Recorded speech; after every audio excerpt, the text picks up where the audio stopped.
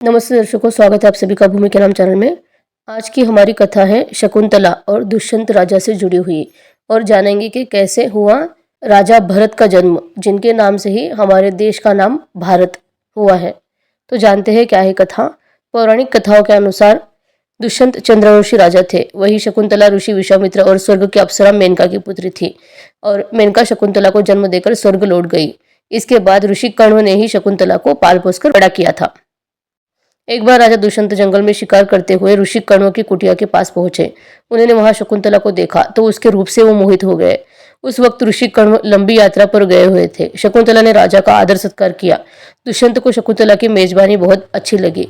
उन्होंने शकुंतला के सामने शादी का प्रस्ताव रख दिया, और एक राजा को अपने प्रेम में पड़ते हुए देखकर शकुंतला भी शर्मा गई और उन्होंने दुष्यंत का प्रस्ताव स्वीकार कर लिया। इसके बाद दोनों ने गंधर्व विवाह कर लिया और संबंध बनाए।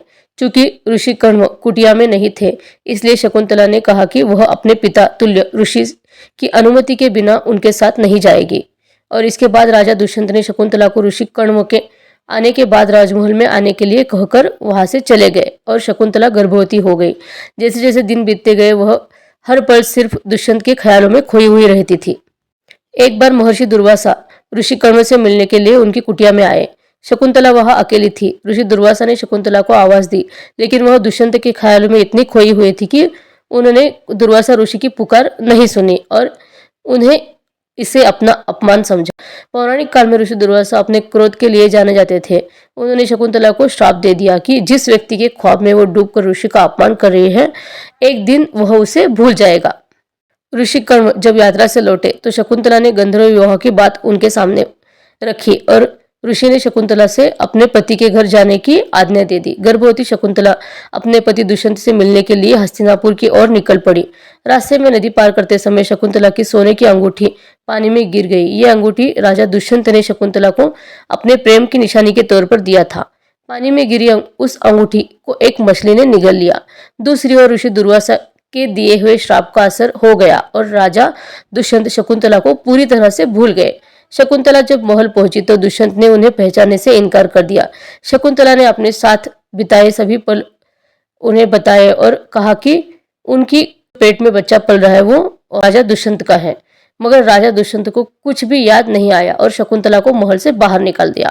इस बात से दुखी होकर शकुंतला सब कुछ छोड़कर एकांत में जंगल चली गई। उन्होंने वहीं एक छोटी सी कुटिया बनाई और वहां पर रहने लगी। शकुंतला ने एक तेजस्वी बालक को जन्म दिया, जिसका नाम भरत रखा गया। और इधर कई सालों बाद जिस मछली ने शकुंतला की अंगूठी निगल ली थी, वो एक दिन एक मछुआरे के जाल में फंस गई। मछुआरे ने जब मछली को काटा तो उसमें सोने की चमचमाती हुई अंगूठी को देखकर दंग रह गया। उस पर राजवंश की मोहर लगी हुई थी, इसलिए वो अंगूठी को लेकर सीधा राजा दुष्यंत के पास पहुंच गया। राजा ने जब अंगूठी को देखा तो पूरी कहानी उन्हें याद आ गई। दुष्यंत को शकुंतला के साथ बिताया एक एक पल अब याद आने लगा, और फिर उन्हें अपनी भूल का पछतावा हुआ। राजा दुष्यंत सब कुछ छोड़कर जंगल की ओर शकुंतला की खोज में निकल पड़े। कुछ दिनों तक दुष्यंत ने शकुंतला की तलाश की, लेकिन उन्हें कुछ भी नहीं मिला। एक दिन वे इंद्र से मिलकर हस्तिनापुर लौट रहे थे, तब बीच में ऋषि कश्यप का आश्रम नजर आया।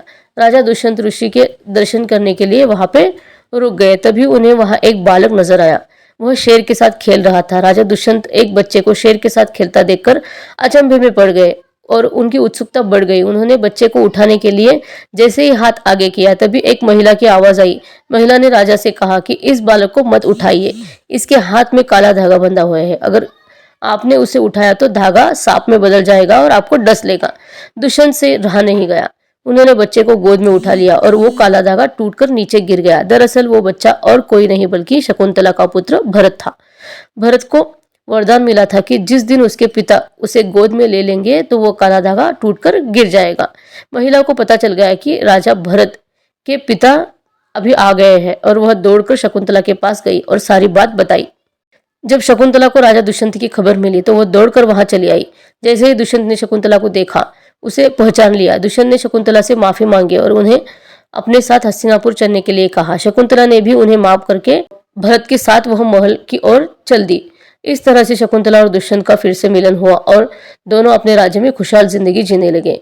आगे चलकर भरत ने सत्ता संभाली और अपने पराक्रम का परिचय दिया, और कहा जाता है कि हमारे देश का नाम भारत इसी सम्राट भरत के नाम पर पड़ा है। तो ये थी कथा शकुंतला और भरत के जन्म के बारे में। अगर आपको ये कथा अच्छी लगी है तो चैनल को सब्सक्राइब करिए, लाइक और शेयर करिए। धन्यवाद।